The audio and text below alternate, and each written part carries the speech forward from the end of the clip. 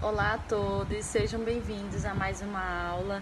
Meu nome é Lorane Logato e hoje o nosso assunto é denotação e conotação. O assunto de hoje ele é muito importante porque ele é cobrado em várias provas, concursos, Enem, vestibulares, e a linguagem denotativa e conotativa está muito presente no nosso dia a dia. Eu vou seguir com um exemplo de uma tirinha para vocês.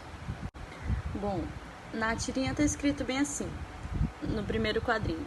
Às vezes eu tenho a impressão de que a bateria dele não acaba. A palavra bateria, ela foi empregada no sentido conotativo. Ela está expressando a ideia de que o garoto ele tem muita energia, ele tem muita disposição, né? E não para, nunca. Já no sentido denotativo, a palavra bateria já quer dizer outra coisa.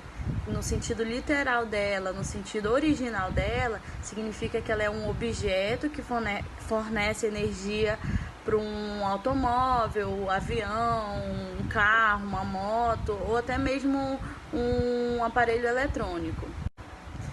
Então, no sentido denotativo, bateria ela é um objeto de energia.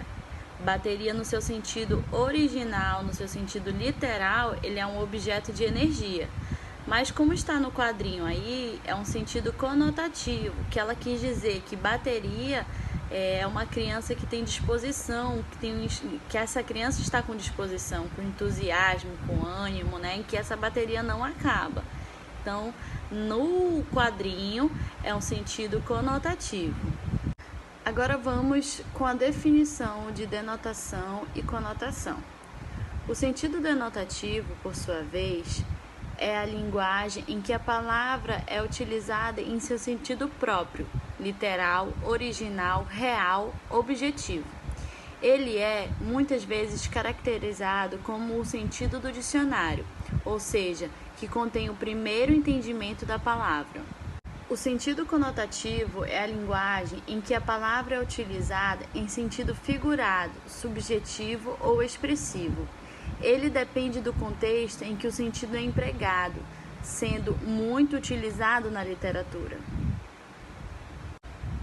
Ou seja, o sentido conotativo, ele apresenta uma interpretação mais ampla. Ele vai além do seu sentido original. Agora a gente vai seguir com outro exemplo, né, de uma senhora que no quadrinho, no primeiro quadrinho, eu odeio estes pneus. E no segundo quadrinho é uma carapanã e ele diz assim, eu adoro esses pneus. Bom, no primeiro quadrinho há o uso da linguagem figurada e no segundo da linguagem literal. Dá para entender que nesse primeiro quadrinho está no sentido figurado, né? Conotativo. Por quê? Porque a gordurinha dela tem a semelhança de um pneu.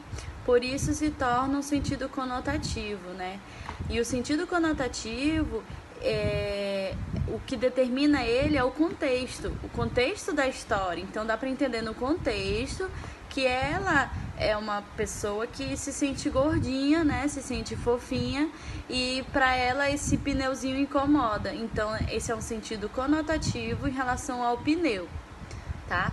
E no segundo quadrinho, o pneu, ele é realmente de verdade, ele é literalmente um pneu.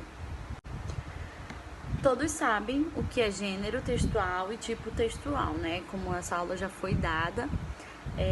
Eu gostaria de falar um pouquinho da ligação que esses gêneros e tipos textuais têm com a conotação e a denotação, né? O que tem a ver esses dois, né? Gêneros e a conotação e a denotação? Bom, é o seguinte, os tipos de gêneros textuais, como notícias, reportagem, artigos, redações, eles necessitam do tipo de linguagem denotativa, porque eles não podem existir, até podem, mas não é recomendado existir a linguagem conotativa neles, porque o nome já diz, é uma linguagem informal, linguagem figurada, né? E a linguagem denotativa nesses tipos de texto requer mais clareza, requer mais assim coesão, coerência, né? E assim como tem outros gêneros de sentido que só pode ser sentido denotativo, tem gêneros que também só tem sentido conotativo, que são os gêneros poema, letras de música, anúncios publicitários. Eles têm mais aquela pegada de sentido conotativo. E é isso, pessoal. A nossa aula se encerra por hoje. Agradeço a todos pela atenção. Tchau, tchau. Até a próxima.